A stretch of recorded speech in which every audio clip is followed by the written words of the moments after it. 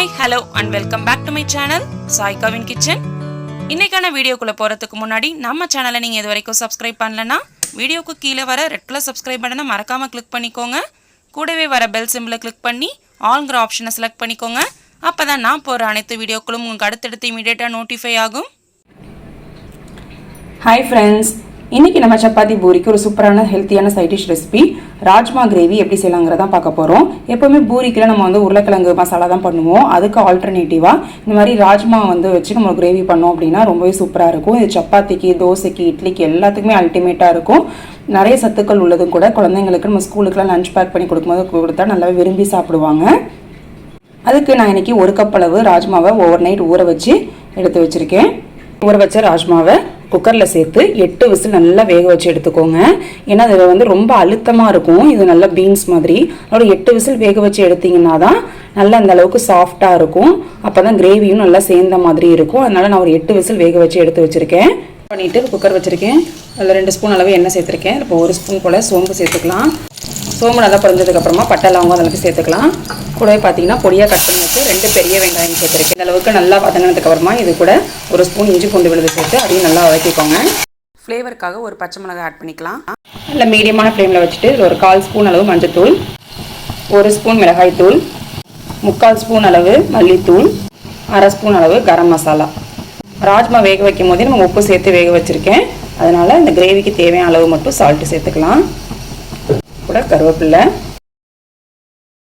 எண்ணெய் கம்மியாக இருக்கிற மாதிரி இருக்குது. ஸோ அதனால் கொஞ்சமாக நான் எண்ணெய் சேர்த்துக்கிறேன். இதெல்லாம் நல்லா வதங்கட்டும். இப்போ இதில் ஒரு மிக்ஸி ஜாரில் 2 மீடியம் சைஸ் தக்காளியை நல்லா ஃபைனாக அரைச்சி எடுத்து வச்சுருக்கேன். இப்போது வதக்கிட்டு இருக்க இந்த வெங்காயத்தோட அரைச்சி எடுத்து வச்சுருக்க தக்காளி விழுதையும் சேர்த்துக்கலாம்.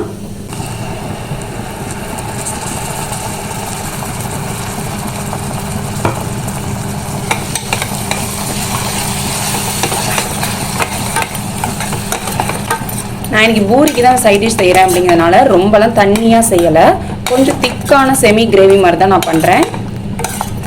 அதே மாதிரி இந்த கிரேவிக்கு தேங்காய்லாம் நம்ம எதுவும் அரைச்சி ஊற்ற தேவையில்லை. வெங்காயம் தக்காளி இருந்தாலே போதும். அதுக்கப்புறமா நம்ம மிக்ஸி ஜாரு ஃபஸ்ட்டு தண்ணியை இதில் ஊற்றிக்கலாம். அந்த பச்சை வடை ஃபஸ்ட்டு போகட்டும். வேக வச்சு எடுத்து வச்சுருக்க இந்த ராஜ்மாலேருந்து ஒரு கைப்பிடி அளவு எடுத்துக்கோங்க. எடுத்து இந்த மிக்ஸி ஜாரில் சேர்த்து குறப்பாக அரைச்சி எடுத்துகிட்டு வந்துடலாம். அரைச்சி எடுத்து இந்த ராஜ்மா விழுதை இப்போ கிரேவியில் சேர்த்துக்கலாம். சேர்த்துட்டு மிக்ஸி ஜார் அரைச்ச தண்ணி மேலே சேர்த்துட்டு நல்லா கலந்து விட்டுருங்க. இப்போ அதில் 1 ஸ்பூன் போல் சுகர் சேர்த்துக்கலாம். அடுத்ததாக வேக வச்சு எடுத்து வச்சுருக்க ராஜ்மாவை அந்த கிரேவியில் சேர்த்து நல்லா கலந்து விட்டுருங்க. நான் இன்றைக்கி பூரிக்கு தான் சைட் டிஷ்ஷாக செஞ்சிட்ருக்கேன். அதனால் ரொம்ப தண்ணியாலாம் செய்யலை. செமி கிரேவி மாதிரி தான் செஞ்சுருக்கேன். இட்லி தோசைக்கு வேணும்னா இன்னும் கொஞ்சம் நீங்கள் தண்ணியாக வச்சுக்கலாம். இப்போ லாஸ்ட்டாக இதில் வாசனைக்காக ஒரு கொத்தமல்லி சேர்த்து நல்லா கலந்து விட்டுக்கலாம். கிரேவிக்கு கொஞ்சம் புளிப்பு டேஸ்ட் இருந்துச்சுன்னா நல்லாயிருக்கும். அதனால் ஒரு 2 to 3 drops of lemon juice add பண்ணிக்கலாம். அவ்வளோதான், நம்ம சத்தான சுவையான ராஜ்மா கிரேவி ரெடி ஆகிடுச்சு. இப்போ வேறு ஒரு பவுலுக்கு மாற்றியாச்சு. சப்பாத்தி, தோசை, இட்லி, பூரிக்கு சூப்பரான ஒரு சைட் டிஷ் ரெசிபி, சத்தான ஒரு side dish recipe rajma gravy இப்போ கலர்ஃபுல்லாக சூப்பராக ரெடி ஆகிடுச்சு. லாஸ்ட்டாக லெமன் ஜூஸ் ஆட் பண்ணதுனால நல்லா புளிப்பு டேஸ்ட்டும் நம்ம சுகர் ஆட் பண்ணிக்கிறனால இனிப்பு டேஸ்ட்டும் கலந்த மாதிரி நல்லாயிருக்கும் இந்த கிரேவி. மறக்காமல் நீங்களும் இந்த கிரேவியை ட்ரை பண்ணி பாருங்கள். ட்ரை பண்ணி பார்த்துட்டு எப்படி இருந்துச்சுன்னு கமெண்ட் செக்ஷனில் கமெண்ட் பண்ணுங்கள். இந்த ரெசிபி உங்களுக்கு பிடிச்சா லைக் பண்ணுங்கள், ஷேர் பண்ணுங்கள். சேனலை சப்ஸ்கிரைப் பண்ணிக்கோங்க. கூடவே இருக்க பெல் பட்டனை கிளிக் பண்ணி ஆல்ங்கிற ஆப்ஷனை செலக்ட் பண்ணி வச்சுக்கோங்க. நம்ம சேனலில் நிறைய சைட் டிஷ் ரெசிபிஸ் நான் அப்லோட் பண்ணியிருக்கேன்.